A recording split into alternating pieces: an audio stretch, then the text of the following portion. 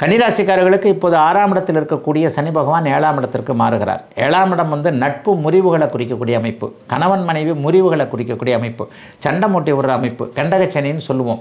7ல் சனி வந்தால் 7ஆம் பாவகத்தை கெடுப்பார். ஏற்கனவே இருக்கக்கூடிய காதல்னால, அதாவது ஆணுக்கு பெண்ணையும் பெண்ணுக்கு ஆணையும் சரியான விதத்தில் அறிமுகப்படுத்தக்கூடிய தன்மைகள் கண்டக சனிக்கு உண்டு. அதாவது எதிர்பாலினத்தவருடைய உண்மை முகத்தை அப்படியே அறிய வைப்பவர் இங்கே இப்போ நடக்கக்கூடிய கண்டக சனியாக இருக்கும். ஆக இந்த 7ஆம் இடத்து சனி மாற்றம் வந்து ஏதாவது காதலை அறிமுகப்படுத்தி அதன் மூலமாக இந்த இளம் வயசில் இருக்கக்கூடியவர்களுக்கு கொஞ்சம் ஒரு மாதிரியான சோதனைகளை கொடுக்கும். பெண்களால் ஆண்களுக்கும் ஆண்களால் பெண்களுக்கும் மன அழுத்தத்தை தரக்கூடிய அமைப்பு இந்த கண்டக சனி அமைப்புலாம் நடக்கும். ஆகவே எதுலேயும் கொஞ்சம் உஷாராக இருங்க. கல்யாணம் ஆனவர்களுக்கு ஏதாவது மனைவிக்கு கணவனை பற்றிய சந்தேகம், கணவனுக்கு மனைவியை பற்றிய சந்தேகம், அல்லது மனைவிக்கு கணவனுக்கு வேலை கிடைக்கலன்ற மாதிரி இருவரையும் பிரித்து வைக்கக்கூடிய தன்மைகள், கணவர் வந்து ஊரை விட்டு ஊர் வேலை செய்யக்கூடிய சில அமைப்புகள், இந்த மாதிரியான எல்லா அமைப்புகளையும் கொஞ்சம் ஒரு கவனமாக இருக்க வேண்டிய அமைப்பு 7ஆம் இடத்து கன்னிராசியில் வரக்கூடிய சனிக்கு உண்டு. ஆனால் இன்னொன்று பார்த்தீங்கன்னா 7ல் சனி இருந்தாலும் கூட 6ஆம் இடத்திற்கு திரும்ப இப்போ 6லேருந்து 7ல் சனி போகிறாரு. ஒரு 40 நாள்லேயே திரும்ப ராகு கேது பேச்சின் மூலமாக 6ஆம் இடத்திற்கு ராகு கேது வந்துடுது. 6ஆம் இடத்துல ராகு 1.5 வருஷம் இருக்கிறாருன்றது கடன் நோய், வம்பு வழக்கு, அசிங்கம், கேவலம் போன்றவைகளை தள்ளி வைக்கக்கூடிய ஒரு அமைப்பு. ஆக எப்படி இருந்தாலும் கன்னிராசிக்காரர்களுக்கு பெரிய சோதனைகள் எதுவும் கண்டிப்பாக கிடையாதுங்க. எல்லாமே கொஞ்சம் நல்ல விதமாக இருக்கக்கூடிய தன்மைகள் தான் இப்போ கன்னிராசிக்காரர்களுக்கு வருது. ஆகவே கொஞ்சம் படிப்படியாக முன்னேற்றங்கள் இருக்கக்கூடிய தன்மைகள் தான் இருக்கும். 7ஆம் இடம் 12ஆம் இடம் போன்றவைகள் கொஞ்சம் நல்ல வலிமையாக இருக்கின்ற அமைப்பில் வெளிநாடு வெளிமாநிலம் போன்றவைகளுக்கு போக வேண்டும் என்கின்ற எண்ணம் முயற்சிகள் இருக்கக்கூடிய அத்தனை கன்னிராசிக்காரர்களுக்கும் அதற்கான வாய்ப்புகள், அதற்கான அனுமதிகள் கிடைக்கக்கூடிய தன்மைகள் சர்வ நிச்சயமாக உண்டு. பள்ளி பருவத்தில் மட்டும் இருக்கிறவங்க கொஞ்சம் உஷாராக இருக்கணும். 18 வயசு 19 வயசு 20 வயசில் குழந்தைகளை வச்சுருக்கிறவங்க கொஞ்சம் கவனமாக இருங்க. ஸ்கூலுக்கு தான் பிள்ளைங்க படிக்க போகுதா, அல்லது ஸ்கூலில் போய் படிக்கத்தான் செய்தா, அல்லது வேறு மாதிரியான கல்வியை படிக்கிறதா, அதான் உண்மை, யதார்த்தத்தை அப்படியே பேசிடுறேன். பிள்ளைகளை பற்றி, கன்னிராசிக்கார குழந்தைகளை பற்றி, நீங்கள் கன்னிராசிக்காரங்களாக இருக்கணும்னு அவசியம் இல்லை. பிள்ளைகள் கன்னிராசிக்காரர்களாக இருந்தால் இந்த மாதிரியான எதிர்பாலினத்தவரின் மீது ஈர்ப்பு ஏற்பட்டு அதன் மூலமாக சில பல சோதனைகள் வரக்கூடிய அமைப்புகள் கண்டிப்பாக உண்டு.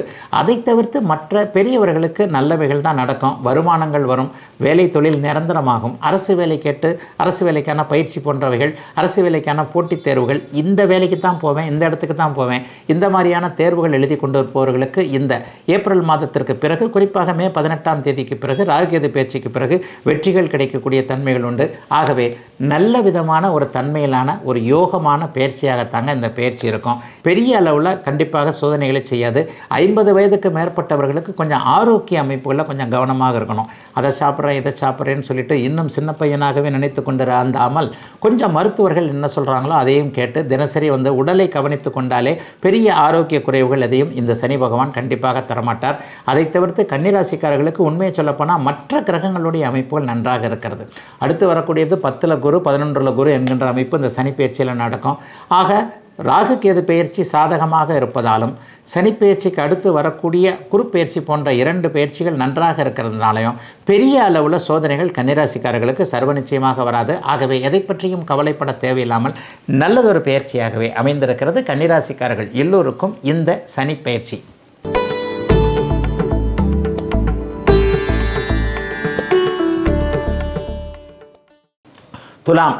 துலாம் ராசிக்காரர்களுக்கு அட்டகாசமான பேச்சுங்க. இது 100 மார்க்கு கொடுத்துருவேன், 1 மார்க்கு கூட குறைக்க மாட்டேன். துலாம் ராசிக்காரர்களுக்கு அற்புதமான அமைப்பில் இந்த சனி பயிற்சி அமைகிறது. உண்மையை சொல்லப்போனால் 6ஆம் இடத்திற்கு சனி மாறுகிறார். சனி மாறின 40 நாளில் 11ஆம் இடத்திற்கு கேது மாறுறார். இது ஒரு மிகப்பெரிய நல்ல ஒரு அமைப்பு. 6, 11ஆம் இடங்களில் அற்புதமான நிலைமைகளில் பாவர்கள் இருப்பது, அதற்கடுத்த 30 நாளில் 35 நாளில் நடக்கக்கூடிய குரு பயிற்சியின் மூலமாக பாக்கியஸ்தானம் என்று சொல்லப்படக்கூடிய 9ஆம் இடத்திற்கு குரு பகவான் வந்து ராசியை பார்க்க போகுது. பருத்தி புடவையாக காய்ச்சது அப்படின்னு நினச்சாலும் சரிதான், பழம் நழுவி பாலில் விழுந்ததுன்னு நினச்சாலும் சரிதான், தங்கம் தகரம் பொற்கதவு வாசல் வசந்தம் கிசந்தம் எப்படி வேணாலும் நினச்சிக்கோங்க. துலாம் ராசிக்காரர்களுக்கு 3 பெயர்ச்சிகளும் அற்புதமாக அமைந்திருக்கின்றன. சனி பயிற்சி ஒன்றே போதும், 2.5 வருஷம் உங்களுடைய அத்தனை அமைப்புகளையும் உங்களுக்கு அவர் தான் ராஜயோகாதிபதி. 6ஆம் இடத்துல போய் குருவின் வீட்டில் போய் உட்கார்றார். 4, 5 கூடியவர் ராஜயோகத்தை செய்யக்கூடிய சனி பகவான் 6ஆம் இடத்தில் உட்காருவது மிகப்பெரிய யோக பலன்களை செய்யும். நானாக இன்னொன்று அடிக்கடி சொல்லுவேங்க, கோச்சார பலனில் சனிப்பெயர்ச்சி நல்லா தான் இருக்குது, எனக்கு எல்லாம் கிடைக்கும் அப்படின்னு சொல்லிட்டு வீட்டுக்குள்ளே கதவை மூடிக்கிட்டு அப்படியே தூங்கிக்கிட்டு இருந்தீங்கன்னா எதுவும் நடக்காது. உங்களுடைய முயற்சிகளுக்கு ஏற்றார் போல் நல்ல பலன் இருக்கும். நாம் போர்வையை படுத்தி தூங்கிக்கிட்டு இருந்தால் ஓட்டை பிரிச்சுக்கிட்டு யாராவது 500 கட்டு 1000 கட்டு அல்லது தங்க கட்டிகளை போடுவாங்களா? நிச்சயமாக போட மாட்டாங்க. ஆக தொழில் முயற்சிகள் பலிக்கும், வேலை அமைப்புகள் நன்றாக இருக்கும், திருமணம் நடக்கும். கடந்து போன அமைப்புகள் இதுவரைக்கும் நல்லா இல்லாமல் இருந்தது. திருமண அமைப்பில் சிக்கல்கள் இருந்தது. முதல் திருமணம் தோல்வியுற்ற 2வது திருமணத்திற்காக வெயிட் பண்ணிக்கிட்டு இருக்கிறவங்க எல்லாருக்குமே நல்லதுகள். இதுவரைக்கும் இருந்து வந்த மன அழுத்தம், பண கஷ்டம், தோல்விகள், துயரங்கள் போன்றவைகள் எல்லாத்தையும் விலக்கி வைக்கக்கூடிய அளவில் மிகப்பெரிய நன்மைகள் நடக்கக்கூடிய அமைப்புகள் உண்டுங்க. சட்ட போராட்டம் நடத்தி கொண்டிருப்பவர்கள், குடும்ப நல கோர்ட்டில் இருக்கிறவங்க ஒரு சமரசம் ஆவீங்க. அதாவது குடும்பம் பிரிய வேண்டாம் என்கின்ற மாதிரியாக ஒரு சமரசங்கள் இருக்கக்கூடிய தன்மைகள் இந்த மாதிரியான ஒரு அமைப்பில் சட்டம், அதாவது காவல்துறை, கோர்ட்டு கெட்டு இது போன்ற அமைப்புகள் இருக்கிறவங்களுக்கு அதற்கான ஒரு அமைப்புகள் நிச்சயமாக வெற்றி அமைப்புகள் கண்டிப்பாக உண்டு. இதுவரைக்கும் அணுக முடியாதவரை அணுக முடியும். ஒருத்தரை விரும்புனீங்களா, அந்த விரும்பிய விஷயத்தை அவர்கிட்டயே சொல்லி சம்மதம் வாங்க முடியும். ஒரு கான்ஃபிடென்ட் வரும், ஒரு தைரியம் வரும். பரவாயில்ல, நானும் இது நாள் வரைக்கும் இல்லாத உள்ளுக்குள் ஒரு 1000 யானைகள் புகுந்து விட்டார் போன்ற ஒரு நல்ல அமைப்பு. அகத்தின் அழகு முகத்தில் தெரியும்னு சொல்லுவாங்கள்ல, 4 பேர் கூடக்கூடிய இடத்துல துளாராசிக்காரன் தனித்து தெரிய போகிறீங்க. அப்படியே சூப்பராக, என்னப்பா மூஞ்சில் நல்லா ஒரு தேஜஸ் தெரியுது, சிலு சிலுன்னு இருக்கிறியே, நல்லா இருக்கிறியே அப்படின்னு மற்றவர்கள் பார்த்து உங்களை பார்த்து ஆச்சரியப்படக்கூடிய அளவிற்கு துலாம் ராசிக்காரர்கிட்ட ஒரு 2 வருஷம் நல்ல மாற்றம் கண்டிப்பாக இருக்குங்க.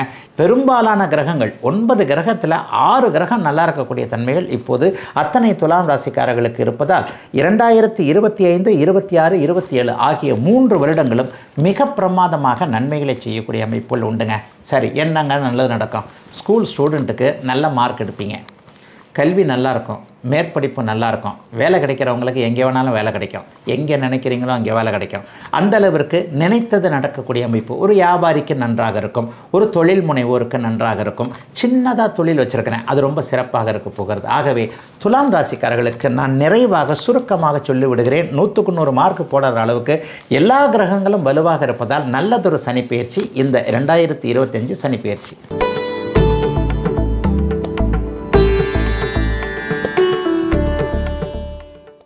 விருச்சிக ராசிக்காரர்களுக்கு இப்போது அர்த்தாஷ்டம சனியாக இருக்கக்கூடிய சனி பகவான் அப்போது 5ஆம் இடத்திற்கு வருகிறார். 5ஆம் இடம் அப்படி ஒன்றும் பெரிய யோகமான இடம் இல்லை. ஆனால் 4ஆம் இடத்தை பார்க்கும்போது 5ஆம் இடம் நல்ல இடம். ஏற்கனவே கெடுத்துக்கிட்டு இருந்தவர் இப்போ கொஞ்சம் தடுக்கக்கூடிய அமைப்புகளில் வருவார். சோதனைகளை கொடுக்க மாட்டார், ஆனால் நல்லவைகளை அப்படி ஒன்றும் பெருசாக நடத்த மாட்டார். இன்னொன்று, இப்போது வந்திருக்கின்ற வீடு உங்களுடைய ராஜயோகாதிபதியாகிய குருவின் வீடு. குருவின் வீட்டில் உட்காரக்கூடிய சனி அப்படிலாம் ஒன்றும் பெரிய கஷ்ட நஷ்டங்களை கண்டிப்பாக கொடுத்துட மாட்டாருங்க. விருச்சிக ராசிக்காரர்களுக்கு இப்போ ஒரு பெரிய சோதனை என்னன்னு பார்த்தீங்கன்னா, ராசிநாதன் ஒரு 6 மாதமாக நீச்சம் 8ஆம் இடம்னு போட்டு அப்படியே பலவீனமாக இருக்கிறது தான். அது கூட ஜூன் மாதத்துலேருந்து உங்களுக்கு தீரப்போகுது. ஆகவே பெரிய அளவில் சோதனைகள் கண்டிப்பாக இருக்காது. சரி, என்ன ஒன்று, 5ஆம் இடத்துலேருந்து வர்ற சனி என்ன பண்ணுவார்? பிள்ளைங்களை பற்றி எதனா ஒரு தொல்லைகளை கொடுப்பாருங்க. அதாவது குழந்தைகளை பற்றின ஒரு கவலைகளை கொடுப்பார். தூர இடங்களில் என் பிள்ளை இங்கே இல்லை, டெல்லியில் இருக்குது, பாம்பேயில் இருக்குது, கல்கட்டாவில் இருக்குது, தமிழ்நாட்டிலேயே இல்லை, வெளிநாட்டில் இருக்குது, இருக்கிற புள்ள என்ன சொல்லுதோ செய்யுதோன்ற ஒரு கவலைகள் விருச்சிக ராசிக்கார பெற்றோர்களுக்கு நிச்சயமாக இருக்கும். பிள்ளைகள் சில விஷயத்துக்கு ஒத்துக்காது, திரும்ப வர்றதுக்கு ஒத்துக்காது, கல்யாணத்துக்கு ஒத்துக்காது, அது பண்ணாது இது பண்ணாது. 2வது, பிள்ளைகளுடைய சாப்பாட்டு, ஆரோக்கியம், ஒழுக்கம் பற்றிய விஷயங்களில் கொஞ்சம் இதற்கடுத்தால ராத்திரி தூங்க போகிறதுக்கு முன்னாடி பிள்ளைகிட்ட என்ன கேட்குறது ஏது கேட்குறதுன்னு ஒரு குழப்பத்திலேயே பிள்ளைகளை பற்றிய விஷயத்தில் வருவார். அப்போ குழந்தைகளை பற்றிய கவலைகள் கண்டிப்பாக அத்தனை விருச்சிக ராசிக்காரர்களுக்கும் சர்வ நிச்சயமாக இருக்கும்.